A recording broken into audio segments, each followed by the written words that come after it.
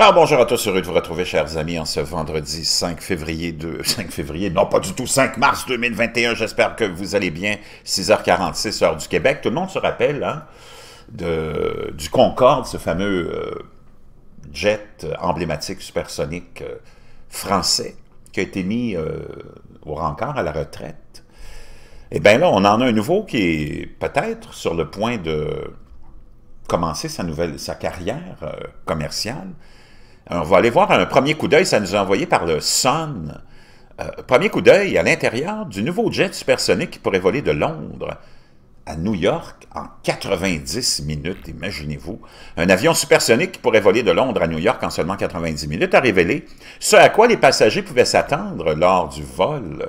À l'intérieur de la cabine, Spike S512 Supersonic Jet se trouverait un grand coin salon qui peut être converti en lit et un coin repas et une télévision à écran plat à l'intérieur du jet supersonique qui pourrait vous amener à New York en 90 minutes. Je ne pense pas que tu aies besoin d'un lit, à moins d'être très fatigué. Là. 90 minutes, c'est pas très long.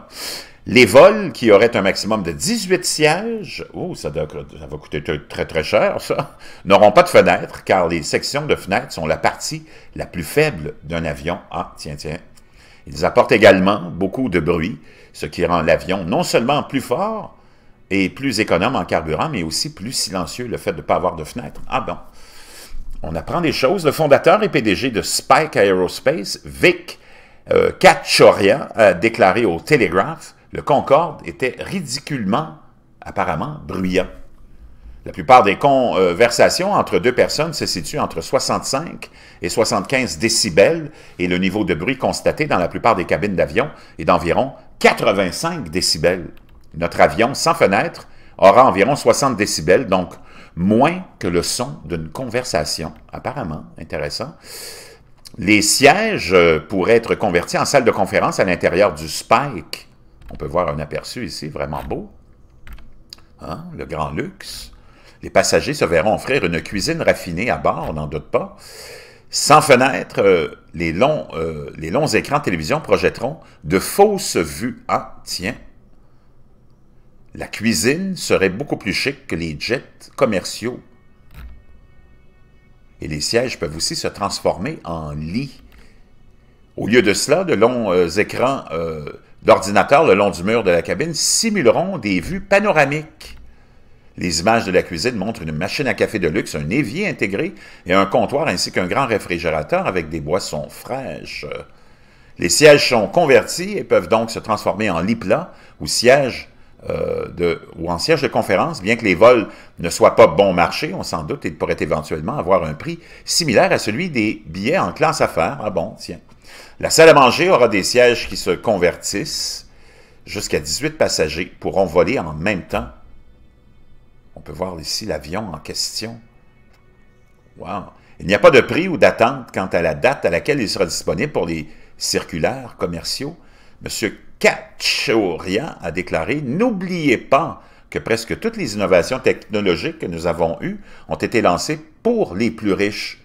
Voitures, téléphones, ordinateurs, télévision à écran plat. Les premiers coûtaient 25 000 $ dans les années 90 et coûtent maintenant 200 $. Un certain nombre de compagnies aériennes se penchent sur les vols supersoniques entre le Royaume-Uni et les États-Unis à la suite des jets Concorde lancés en 1976. Voyager à 1354 000 à l'heure au Mach 2.04, 2 fois la vitesse du son, a captivé l'imagination du monde en transportant des passagers d'élite de Londres à New York en seulement 3h30. Cependant, les jets Concorde ont été retirés en 2003 après un accident mortel en 2000 à Paris. D'autres jets supersoniques sont également en concurrence pour offrir des vols rapides. Sur l'Atlantique, un avion surnommé le Son of Concorde, le fils du Concorde, pourrait un jour transporter des passagers de Londres à New York en 3h30.